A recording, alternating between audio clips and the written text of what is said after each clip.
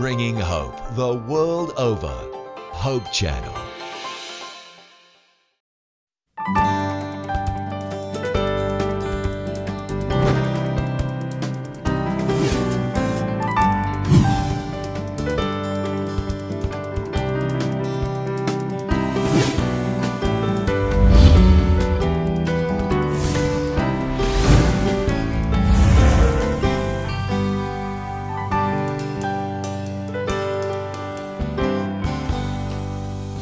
Magandang araw po sa inyong lahat mga kaibigan. Sabik na naman po kaming i-share sa inyo ang mga pagkaing tiyak na suwak sa inyong budget at napakadaling i-prepare. Samahan niyo po muli kami sa makabulhang pagluluto na hindi lamang kalusugan ang hatid, kundi kaalaman. I'm your friendly host Jam and we are with our vegan expert, Kuya Arnel Ubias, na siyang magtuturo sa atin ng bagong vegan dish, ang One Rice Meal and Vegetable Dish. Only here where we can feel not only your tummies, but your spirit. Food and Soul, Bicol Edition! Bago tayo magsimula, ay nais ko po munang magbahagi sa inyo ng isang teksto mula sa Biblia. Buksan po natin ito sa 1 Peter 5, verse 7, na ang sinasabi ay, "Casting all your cares upon Him, for He cares for you." So, mababasa po natin sa verse na ito ay meron tayong Panginoon na handang tumulong sa atin. Kasi po tayo bilang mga tao ay mahilig tayong magsarili ng ating mga problema.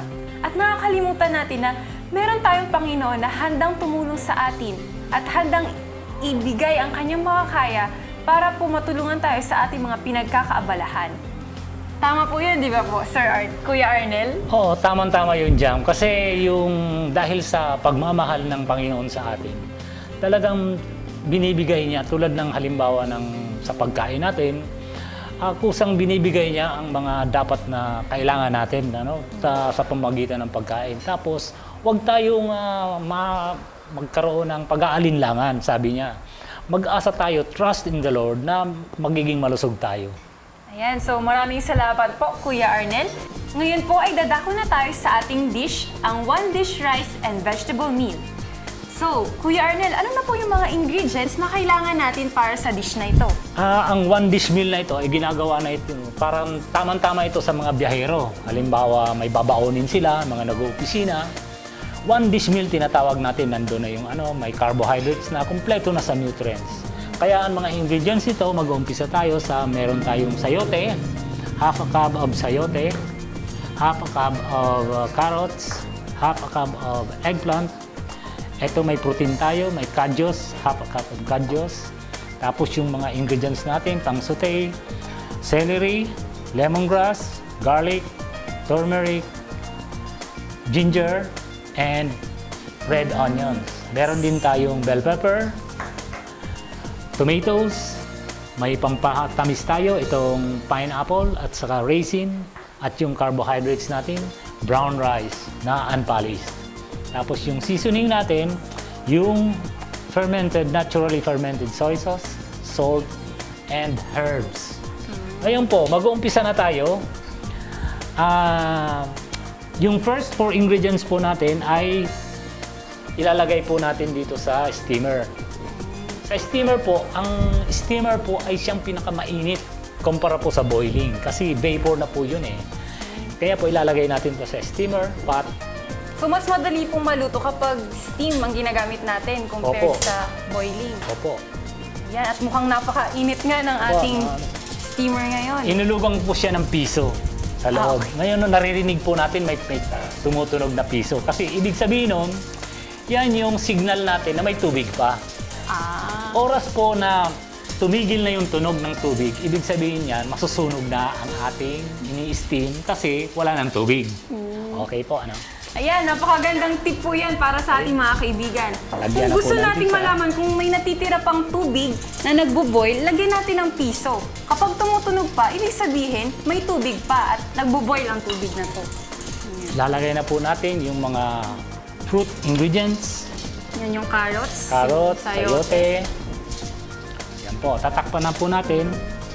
Siguro po mga 4 minutes lang yan, maluluto na yan. So napansin ko po Kuya Arnel, naglagay po kayo ng asin. Para saan po ba yun? Pampalasa na po yun, para ma-absorb na yung lasa natin. Ngayon, i-chop na po natin yung garlic. yung antibiotics natin. Isama na po natin yung ginger, Ginger. turmeric, Yung turmeric po, ano po yung at saka yung health benefits na makukuha natin sa turmeric? ang turmeric po ay isang anti-cancer po itong ingredient. Anti-cancer po yan at saka lalo-lalo na po sa breast cancer. Kasi na-publish po yan sa dyaryo na may ganyan po ang kanyang potential na magkaroon siya ng yung benefit niya. Kuya Arnel, yung turmeric ba ay parang ginger din siya? Ginger Oo, family. nasa family ng ginger family at saka yung galangal. At ito ay mga pampalinis ito sa ating katawan. Kasi yung onions, garlic, nakakapag-regulate din ito ng blood sugar against sa mga allergies at mataas po ito sa vitamin A at mga vitamin D vitamins. Yan. Meron din po itong calcium at vitamin C. Ayan po. So maganda po talaga yung rice dish na to kasi nandyan na po lahat. May ulam ka na, may carbohydrates ka na. Parang pinaghalo-halo na lang sila. Kaya nga po complete meal ito na Pambiyahero po talaga. pambiyahero talaga sa yung mga nagabiyahe kung halimbawa pupunta ka sa Maynila, malayo ang biyahe mo. Tapos, bawaon ka lang nito at saka kumpleto na ang nutrients mo sa araw na ito. Ngayon po, titingnan na natin ito kung malambot na ang ating Fruit niluto. vegetable. Okay na po ito. Palitan na po natin ito ng ilagay na po natin ito dito. Sige po. Palitan na po natin. Okay, pagkatapos po natin ang pagluto ng ingredients niyan sa steamer, ang sunod po natin gagawin ay magigisit tayo. Remember po, sa mga bawal ang mantika, pwede nating iubit ito at lagyan na lang natin ito ng tubig sa paggisa.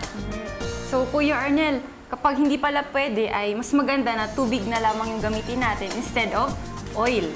Opo, ganyan po. Pero pwede rin po pala yun, no? Pwede po, pero kung may mga restrictions Maintain talaga pa po. rin yung lasa. Oo, ma-maintain po yung lasa. Basta palambutin lang po natin na masyado. Kaya lang po itong oil kasi mas madali ito. Mas medyo madali itong lumabas yung lasa niya. Mas mabilis. Mas mabilis. Magpalabas na ang lasa yung Okay. oil. Saka po yung ginamit po kasi nating mantika, yung extra virgin coconut oil, may additional flavor pa po siya compared sa wala. So, ano naman po yung mga health benefits ng extra virgin coconut oil? Yung pong coconut oil ay sinabi po natin yung nakapagpapabilis po yan sa metabolism ng ating katawan. Tapos high din po siya sa carbohydrates, sa energy. So, kung medyo pagod po tayo sa ating biyahe, tamang-tama po kasi may coconut oil na at pangbiyahero pa ang ating dish. Okay po. Ngayon po, after mga 1 minute of sauteing this, mangangamoy na po siya, yung bango na makikita po natin. Tapos, pwede na po nating ihalo yung steamed fruit vegetables natin. Sige. Yan. Ito po. Ihalo na po natin siya. Yan. So, Sir Arnel, ano po yung sunod natin gagawin after nating haluin? Ayan. Ilagay na po natin, ihalo na po natin yung mga susunod na ingredients. Yung bell pepper. Bell pepper. Ano naman po yung mga makukuha natin sa bell pepper? Rich in vitamin C po yan, yung kamatis. Parehas po yan ng kamatis, rich in vitamin C rin. At saka may lycopene pa siya. Tapos, nakakatulong po ito sa, lalo na yung may mga sakit sa sipon, may ubo. Mas nakakatulong po ito makapag-recuperate ulit tayo. So, makakatulong po ito sa ating respiratory system. Yes, precisely. Pati yung pineapple, nilagyan na rin po natin siya. Pineapple, saka raisin. So, aside from pineapple, may other fruits po ba tayong pwedeng gamitin? Or mas maganda po ba yung pineapple sa pagluto? O sa pineapple po kasi, pwedeng iluto kasi ito yung pangpalasa natin imbes na nilalagyan natin ng sugar. So parang sweetness yung binibigay po ng Oo, pineapple. yung sweetness. Pineapple sweetness. Saka, pag niluto mo talaga yung pineapple, may additional flavor siya. Ngayon po, pag na-mix na po natin itong lahat, ilagay na po natin yung rice. Cooked rice mo to. Cooked rice na po itong naluto ng rice. So hindi po siya steamed rice? Yung steamed rice po. Steamed rice na po ito. Steamed siya. rice. Steamed rice. Luto na At po napansin natin ko po ay gamit po natin ay brown rice. Opo, so Kuya unpolished Arnel, ano rice. naman po yung mga benefits kapag brown rice ang ating kinain? Kasi alam mo, Jam, yung brown rice kasi, unpolished yun. Ibig sabihin, yung unang balat lang. Yung unang balat lang ba yung inalis? Tinanggal sa pag-meal. Unang balat lang yan. Tapos may natira siya, yung pangalawang balat, natira yun. Nandun yung mga nutrients ng rice. Pero hindi naman po brown yung pinaka-grain niya mismo. Hindi naman. Yun Puti lang pa rin po puti siya. pa rin siya. So parang yung brown rice ay white rice pero hindi lang tinanggalan nung innermost niyang balat. Ganun po ba yun? In other words po, ang pangalan po ng unpolished rice is called brown rice. Another term po yan ng unpolished rice. Okay. Ngayon po, maluluto na po ito. Yan, napaka-colorful na po ng ating rice Lagyan na dish. po natin ng seasoning, soy sauce, and sea salt. Yan. So yung soy sauce, yun na po yung parang liquid natin at hindi po water. Hindi po.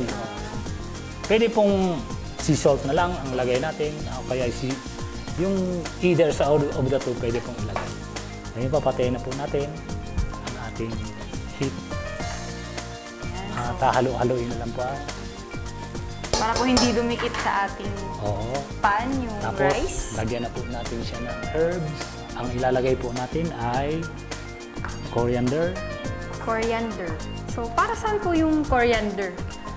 Pang ano po ito?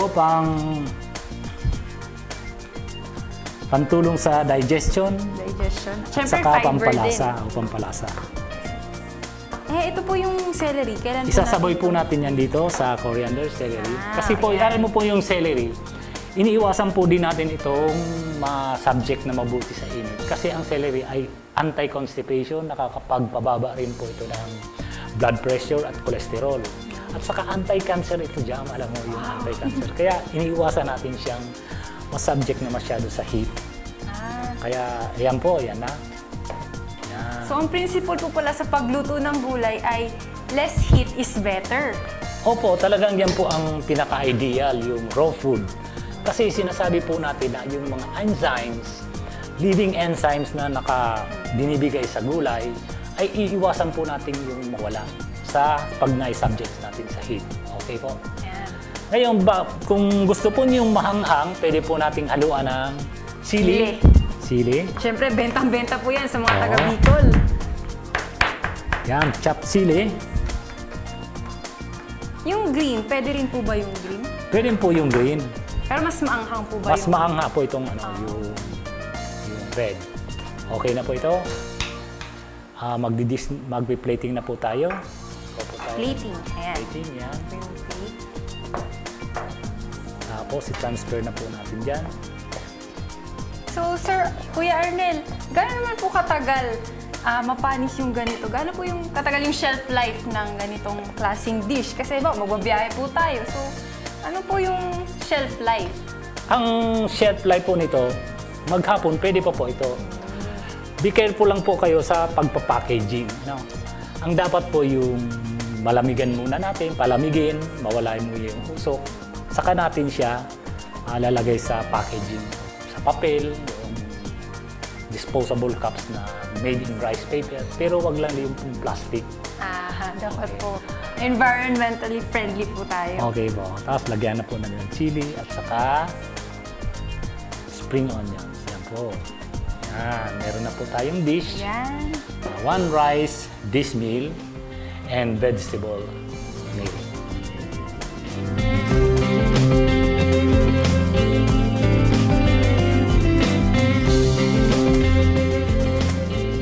Yan, mukhang napaka-colorful at napaka sarap na ng ating vegetable dish. Ako natatakam na talaga. Okay So, po. Kuya Arnel, bago natin tikman, ano po yung mga ingredients na ginamit natin para sa dish na ito? Okay po, sa pagre-recap natin, ulitin ko po yung paggawa nito. Magkaroon po tayo ng kalahating cup na sayote. Magkaroon po yung kalahating cup na carrots. Tigkakalahating carrots, eggplant, kadyos. Yung kadyos po, pigeon pea yun sa English. pea. Pigeon pea. Okay.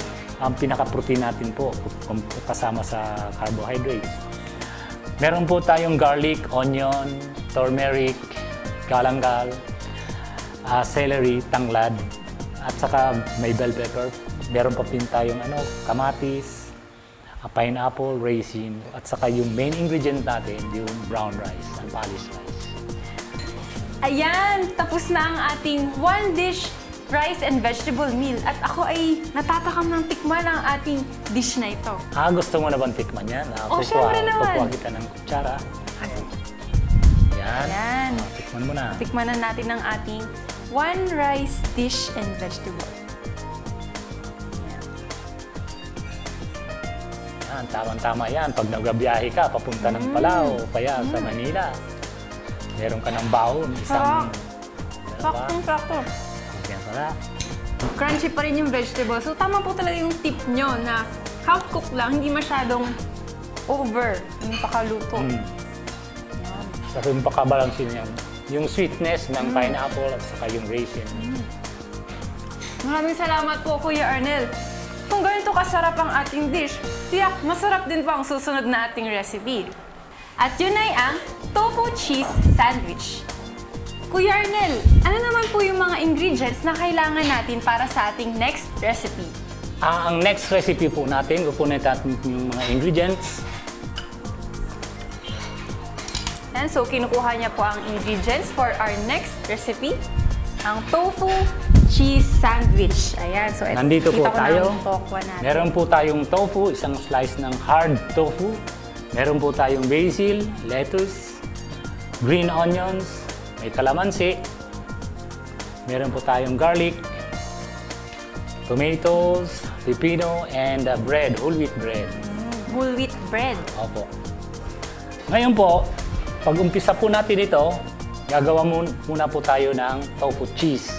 Dahil po hindi tayo kumakain ng cheese na galing sa cow, kaya Gagawa po tayo ng ating sariling vegan cheese. Opo. Ayan, Ito so po. exciting to, vegan cheese. Gagamit po tayo ng blender.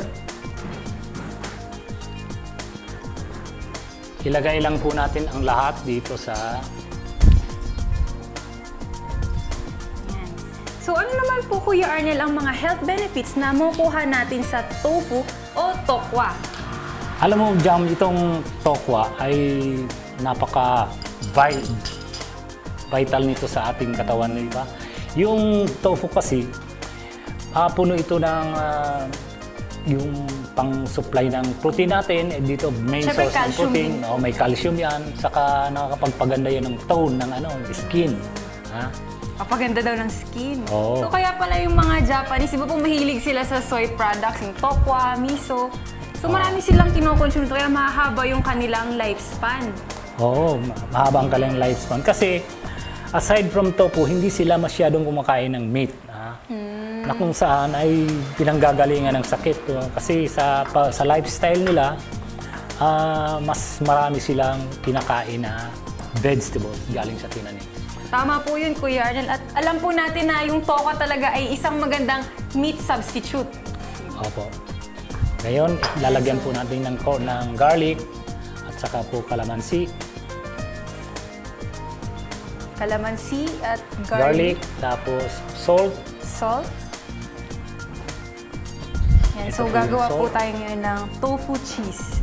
Kakaibang experience po to kasi sanay tayo sa cheese na galing sa dairy. Pero ito po ay galing sa soybeans. Soybeans po ito.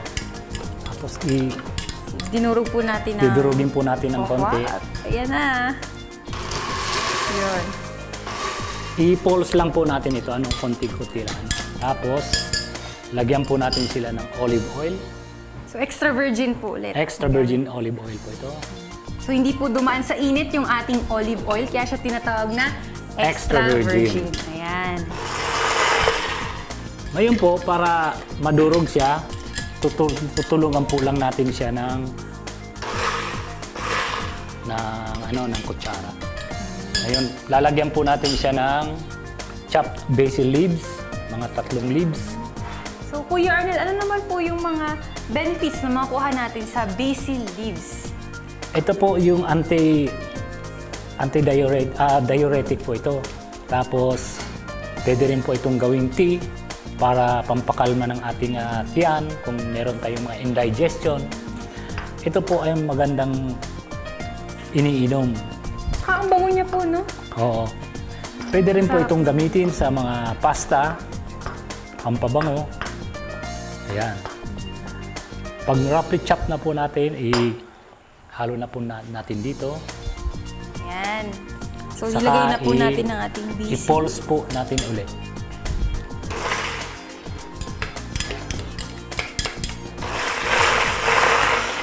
Pwede rin po kayong gumamit ng food processor kung meron kayong food processor. Ayan po.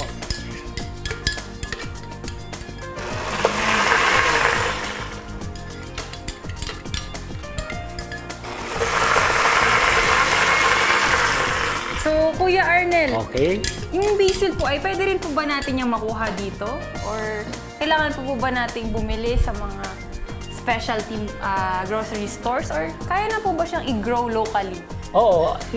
Ito, ang basil po kasi, ang pinaka-local na tanim po natin dito sa Bicol, ang tawag po yung kamangkaw. Kamangkaw.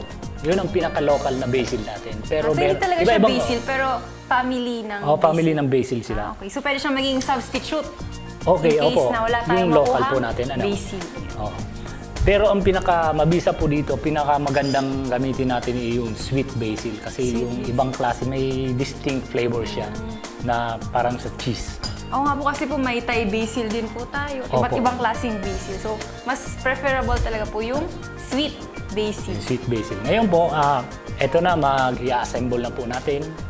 Kukuha na po tayo ng wheat bread. So, whole wheat po ang gamit Whole wheat natin. po ito, whole wheat bread. At saka maglalagay na po tayo ng lettuce. So, for added fiber Alisin po natin and yung, crunch. yung ribs ng lettuce. Para po Yan. hindi siya umumbok, no? Inalis po Opo. natin yung ribs. Tapos, pahira na po natin siya ng tofu cheese. Yan po, cheese. Pinaka-cheese po natin ito. So, Kuya Arnel, hindi po natin tinost yung ating bread. Okay rin lang po bang i-toast natin yun? Okay po yung toasted. Kasi yung pinakabagan, isa po itong tip ko sa mga mahilig Tinapay? magtinapay. o Alam po minus ninyo, yung tinapay, ginawa po yung tinapay para matagal din po sa shelf life. Alam po ba ninyo na ang pinakamagandang tinapay, most digestible na tinapay ay yung mga 3 days old na tinapay. 3 days old. Opo.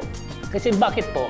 Kasi yung mga bagong hain pa lang sa oven, Yung freshly freshly baked, nagpe-ferment pa po siya. Nag-exude pa po siya sa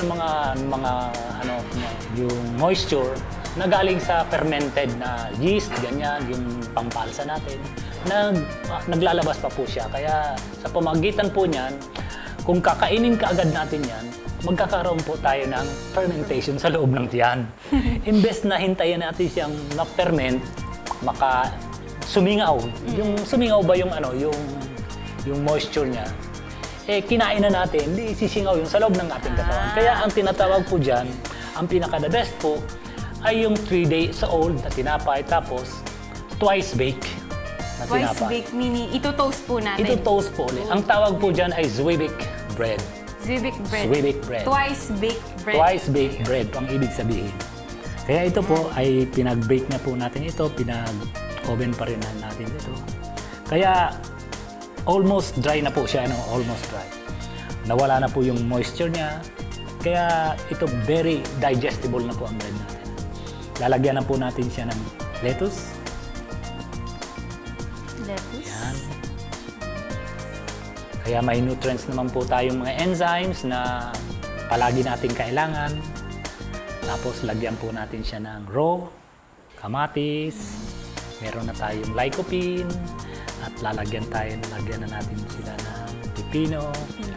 Good for the skin yan. Good for the skin. Ayan. Kompleto na tayo. I-press Wow. natin ng kaunti. Tapos yun po, yun na. Okay po, hatiin na po natin to at saka i-plate na po natin siya. No?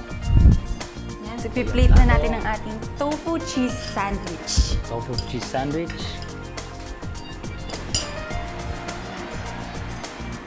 Yan. Saka, ito po. Yan. Yan. So, ito na po ang ating finished product.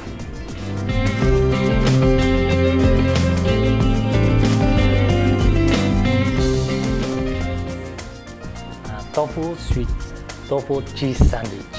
Yan. So, tikman na po natin. Pero bago po yan, recap po na muna natin ang ingredients na ginamit dito sa ating dish. Okay po, sa pag-recap po natin, ulitin ko po yung mga ginamit nating ingredients. Meron po tayong 100 grams of hard tofu. Meron po tayong 2 garlic cloves. Tapos may basil leaves, 2 to 3 basil leaves. May dahon sibuyas, mga 3 sticks ng dahon sibuyas. Meron po tayong kalamansi, isang juice ng isang kalamansi, and salt. Ilalagay po natin sa blender lahat. Meron na po tayong tofu cheese. At saka pag-assemble po ng tinapay, kailangan po natin yung kamatis, pipino, saka lettuce. Ayun po. Gusto na ubagang tikman? I'm so ready. Okay. Tara po, tikman na po natin ang ating tofu cheese sandwich. Pwede mo na po yan hawakan. Kakamayin ko na po para feel na kasi, feel ko ang aking crunch. Yan. Sana po ay magkasya sa aking bunga. Yan, crunchy. Excellent. Yan, tingnan po natin to. Ang sarap po pala talaga ang tofu cheese sandwich. Parang cheese na rin, ano? Parang cheese na lang. Yan. Sobrang nakakabusog po sa tiyan. Kasi po may yan, yung whole wheat. Whole wheat flour. O nga po, mabigat Whole po wheat sa tiyan ng whole wheat flour. Ibig Ayan. sabihin, busog ka. Ayan! Maraming salamat po Kuya Arnel sapagkat tinuruan niyo po kami kung paano nga ba gumawa ng mga masasarap na pagkain na magandang substitute sa meat. Samahan niyo po muli kami sa programang where you can feel not just your tummies but your spirit. Food and Soul, Bicol Edition.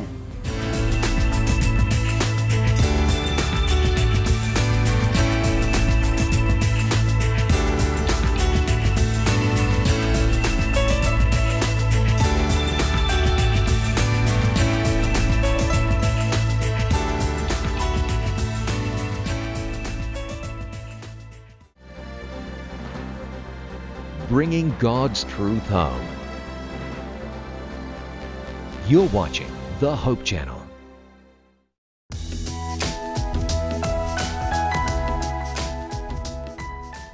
The issue of domestic violence is often approached from the perspective of women, usually men abusing women. But I wonder, Willie, are there cases of men being abused by women? Indeed, about 25% of the reported cases of abuse, it's of men being abused by women. Of course, the larger portion is women being abused, 75%. And every time it happens, it's a serious matter, and we need to take it seriously. If people tell us they're being abused, we need to believe them. Absolutely. Whether it's a man or a woman, we need to get them help immediately. Let them understand that it's not God's will for anyone to be abused. We can direct them to a local center or the domestic violence hotline of your area or national or international centers. Please get help if you feel that you are a victim of domestic violence. Hope broadcasts everywhere in the world with 10 global channels and is affiliated with more than 50 production studios on 6 continents. The result? Hope Channel provides a diverse programming mix in many of the world's major languages. Hope is more than great television. It's a donor-supported ministry that's part of an international family of educational institutions, churches, retail outlets and hospitals. Welcome to Hope Channel. Presenting the best news in the world. You're watching the Hope Channel. Jesus said, "Go." The Hope Channel is obeying. Tell the world now. With the Hope Channel.